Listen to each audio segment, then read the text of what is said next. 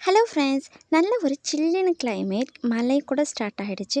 நிறைய பேர்த்துக்கு gold and cough இருக்குது. கண்டிப்பாக இந்த ரெசிபியை ட்ரை பண்ணி பாருங்கள். நல்ல ஒரு ரிலீஃபாக இருக்கும். எப்படி செய்யலான்னு பார்க்கலாம். இதான் ஃபஸ்ட் டைம் என் சேனலை பார்க்குறீங்கன்னா ஒரு லைக் அண்ட் சப்ஸ்கிரைப் பண்ணிக்கங்க. வாங்க வீடியோக்குள்ளே போயிடலாம்.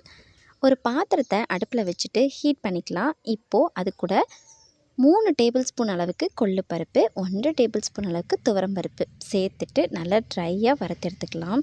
இந்த ரெசிப்பியை நல்லா வறுத்துட்டு செய்யும்போது நல்லா வாசமாகவும் இருக்கும், டேஸ்ட்டாகவும் இருக்கும். நல்லா கலர் சேஞ்ச் ஆனதுக்கப்புறம் வேறு ஒரு பிளேட்டில் எடுத்து வச்சிடலாம்.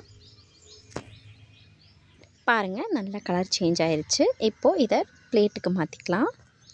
இப்போது அதே பேனில் 1 டேபிள் ஸ்பூன் அளவுக்கு வரமல்லி, 1 ஸ்பூன் சீரகம், 1/4 ஸ்பூன் மிளகு சேர்த்துட்டு காரத்துக்கேற்ப வரமிளகாவும் ஆட் பண்ணிக்கோங்க.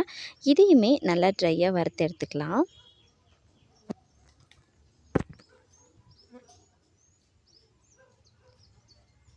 நல்லா வறுப்பட்டதுக்கப்புறமா இதையுமே ஒரு பிளேட்டில் ட்ரான்ஸ்ஃபர் பண்ணி நல்லா ஆற வச்சு எடுத்துக்கலாங்க.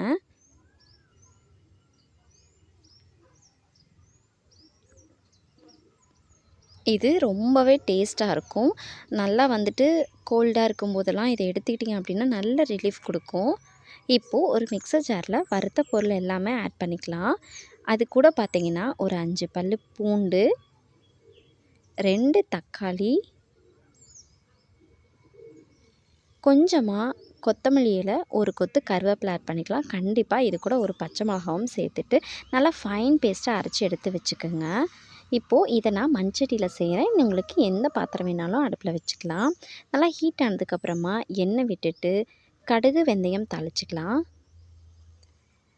கடுகு வெந்தயம் நல்லா பொரிஞ்சதுக்கப்புறமா நம்ம அரைச்சி வச்சுருக்க பேஸ்ட்டை இதில் ஆட் பண்ணிக்கலாம். அந்த பேஸ்ட்டு கூட தண்ணி கலந்து இன்னும் கொஞ்சம் ஆட் பண்ணிக்கலாம்.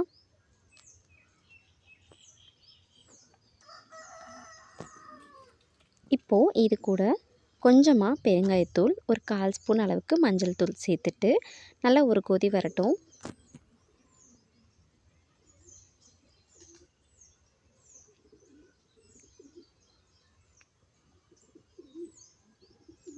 இப்போது ஒரு லெமன் சைஸ் அளவுக்கு புளியை ஊற வச்சு கரைச்சி எடுத்து வச்சுருக்கேன். அதை ஆட் பண்ணிக்கலாம். இப்போது இதுக்கு தேவையான தண்ணியும் ஆட் பண்ணிவிட்டு, இது மண்சட்டி அப்படிங்கிறனால சீக்கிரமே நுரைச்சி வந்துடும். அதனால பார்த்திங்கன்னா உடனே மல்லித்தலையும் சேர்த்துட்டு ஆஃப் பண்ணிக்கிறேன். நீங்கள் சாதாரண பாத்திரத்தில் வச்சிங்க அப்படின்னா நுரைச்சி கட்டினதுக்கப்புறமா மல்லித்தலை சேர்த்துட்டு கண்டிப்பாக ஆஃப் பண்ணிக்கலாம். இதை கண்டிப்பாக ட்ரை பண்ணி பாருங்கள். பிடிச்சிருந்தா ஒரு லைக் அண்ட் சப்ஸ்கிரைப் பண்ணிக்கோங்க. கொள்ளு ரசம் அவ்வளோ டேஸ்ட்டாக இருந்துச்சு. கண்டிப்பாக ட்ரை பண்ணி பாருங்கள்.